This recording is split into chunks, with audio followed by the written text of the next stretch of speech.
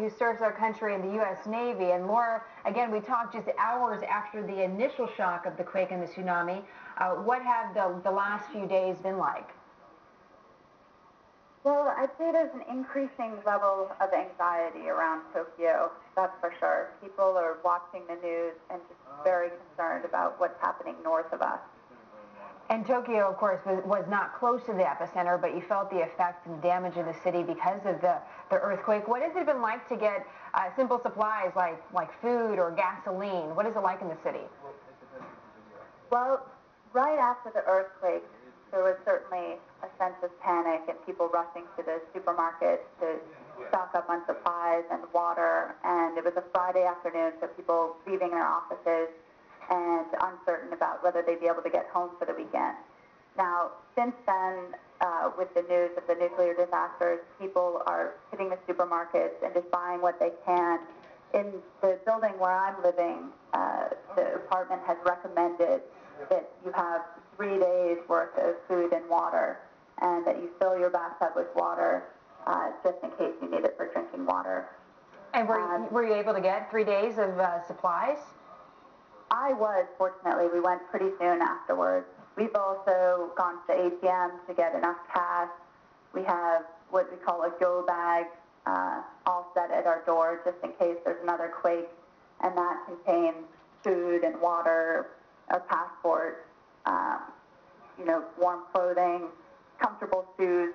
I heard stories of people trying to run down, many, many flights of stairs barefoot because they didn't want to run in their high heels, and then walking home several hours from work barefoot, so you don't want to get caught in a situation like that. Well, and for you being on the 25th floor, you mentioned to us on Friday having to come down the stairs, so seems like the right move when you have a bag ready to go just in case. Laura, there's so much talk about the nuclear plants and the potential of radiation.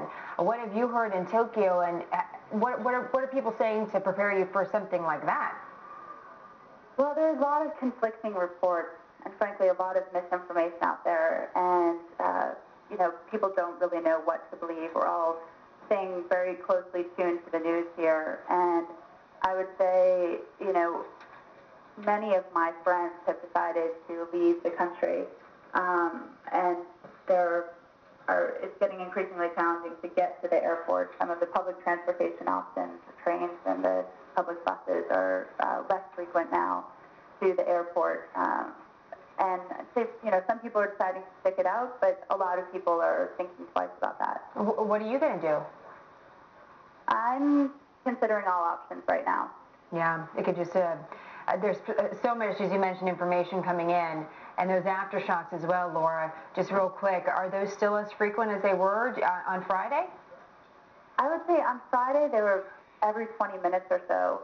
Now, maybe one an hour that is really noticeable here on the 25th floor that really shakes the building. We had one earlier today that really felt like a brand new earthquake.